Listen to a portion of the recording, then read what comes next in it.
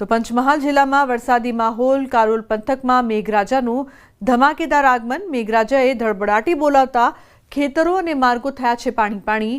ડેરોલ અને આજુબાજુના ગામોમાં વરસાદી માહોલ જોવા મળી રહ્યો છે। અમરેલી પંથકમાં ધોધમાર વરસાદ। રાજુલા, જાફરાબાદ, ખાંભા પંથકમાં વરસાદ। રાજુલા શહેર અને જાફરાબાદ તાલુકામાં વરસાદ વરસી રહ્યો છે, તો જાફરાબાદ તાલુકાના ગ્રામ્ય વિસ્તારમાં પણ વરસાદ વરસી રહ્યો છે। ખાંભા શહેર અને ગીર પંથકમાં વરસાદી માહોલ જામ્યો છે। ખાંભાના બોરાડા, હનુમાનપુર, તાલડા, ડેડાણ સહિતના વિસ્તારોમાં વરસાદ વરસી રહ્યો છે, તો ડેડાણના રોડ રસ્તા ઉપર વરસાદી પાણી ફરી વળ્યા છે। વાવણી બાદ વરસાદ થતાં ખેડૂતોમાં ખુશીનો માહોલ જોવા મળી રહ્યો છે। અમરેલીના ખાંભા પંથકમાં વરસાદી માહોલ છે। ખાંભાના ગ્રામ્ય વિસ્તારોમાં વરસાદી ઝાપટા। વરસાદી માહોલથી ખેડૂતોમાં ખુશીનો માહોલ જોવા મળી રહ્યો છે। છોટાઉદેપુરમાં ભારે વરસાદથી ડાયવર્ઝન ધોવાયું છે। નાલેજ પીપલેજને જોડતા રોડ પર ડાયવર્ઝન ધોવાયું છે। ડાયવર્ઝન ધોવાતા વાહન વ્યવહાર બંધ થયો છે। ડાયવર્ઝન ધોવાતા 20 થી 25 ગામ સંપર્ક વિહોણા થયા છે। તો ઓરસંગ નદીના સામે કિનારાના પીપલેજથી નાલેજ વચ્ચેના કોતર પર મિની પુલનું કામ ચાલુ હોવાથી અપાયું હતું ડાયવર્ઝન। 5 વાગ્યાની આજુબાજુ જ ડાયવર્ઝન ધોવાતા વિદ્યાર્થી અને રાહદારીઓ અટવાયા હતા। તો ડાયવર્ઝન ધોવાતા સંપર્ક વિહોણા ગામોમાં જવું પણ અઘરું બન્યું છે। પાણી ઓસરતા ડાયવર્ઝન શરૂ થાય તેવા પ્રયાસ કરવામાં આવી રહ્યા છે। સૈજબ જોડાયા છે ફોન લાઈન પર વધુ માહિતી આપવા માટે। સૈજબ, શું વધુ માહિતી છે? ડાયવર્ઝન ધોવાતા વાહન વ્યવહાર પણ બંધ થયો છે? જે લોકોના ખાસ કરીને છોટાઉદેપુર જિલ્લાની અંદર જે વરસાદ વરસી રહ્યો છે, અવિરત વરસાદના કારણે જે છોટાઉદેપુરના નાલેજ પીપલે જવાનો જે રસ્તા પર એક નાનો પુલ બની રહ્યો છે, તેની બાજુની અંદર ડાયવર્ઝન બનાવવામાં આવ્યું હતું। તે હાલ જે ભારે વરસાદના કારણે એ ડાયવર્ઝન જે છે ધોવાઈ ગયું છે। આજે ડાયવર્ઝન ધોવાઈ જતા 20 થી 25 ગામો જે છે તે સંપર્ક વિહોણા બન્યા છે। અને ખાસ કરીને જે બપોર બાદ જે ભારે વરસાદ થયો ત્યારે સ્કૂલ જે છૂટવાનો સમય હતો તે વખતે શિક્ષકો અને જે વિદ્યાર્થીઓ હતા તેઓ સામે કિનારે અટવાયા હતા। હાલ તો ત્યાં પાણી ઓસરતા ત્યાં જે તંત્ર છે, જે કોન્ટ્રાક્ટર છે, ત્યાં પહોંચ્યા છે અને ડાયવર્ઝનને સુધારવાનો પ્રયત્ન કરી રહ્યા છે। પરંતુ હાલ તો એ 20 થી 25 જેટલા ગામો એવા છે કે હાલ સંપર્ક વિહોણા બન્યા છે। એ લુબના બિલકુલ સૈજબ, આભાર સમગ્ર માહિતી બદલ। તો અનેક ગામો એવા છે કે જે સંપર્ક વિહોણા બન્યા છે।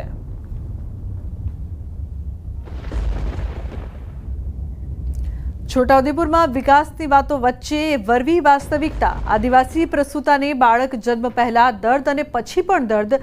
નસવાડીના ખેંદા ગામની સગર્ભા મહિલાને પડી ભારે હાલાકી।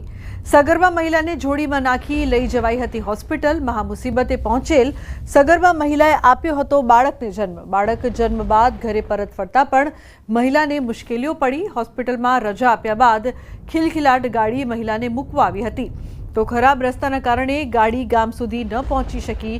મહિલાએ નવજાત સાથે 1 કિલોમીટર કાચા રસ્તે ચાલીને જવું પડ્યું।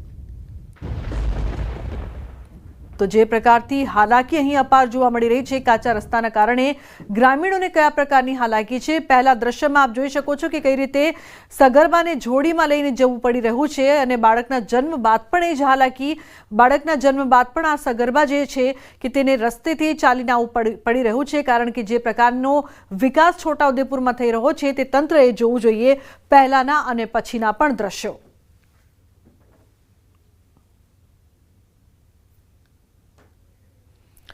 પંચમહાલમાં પણ મેઘરાજા મન મૂકીને વરસ્યા છે। હાલોલમાં મેઘરાજાએ ધડબડાટી બોલાવતા માર્ગો થયા છે પાણી પાણી। શાક માર્કેટ વિસ્તારમાં પાણી ભરાતા વેપારીઓ અને ગ્રાહકોને હાલાકી ભોગવવી પડી રહી છે। પવન સાથે આગમન, ગણતરીની મિનિટોમાં જ પાણી ભરાયાના દ્રશ્યો સામે આવી રહ્યા છે। ઉલ્લેખનીય છે કે મેઘરાજા મન મૂકીને વરસ્યા। હાલોલમાં ધોધમાર વરસાદની વચ્ચે અનેક વિસ્તાર પાણી પાણી થયા હોય તેવા દ્રશ્યો અહીંયા જોવા મળી રહ્યા છે। તો રસ્તાઓ જાણે નદીમાં ફેરવાયા હોય તેવા દ્રશ્યો સામે આવ્યા છે।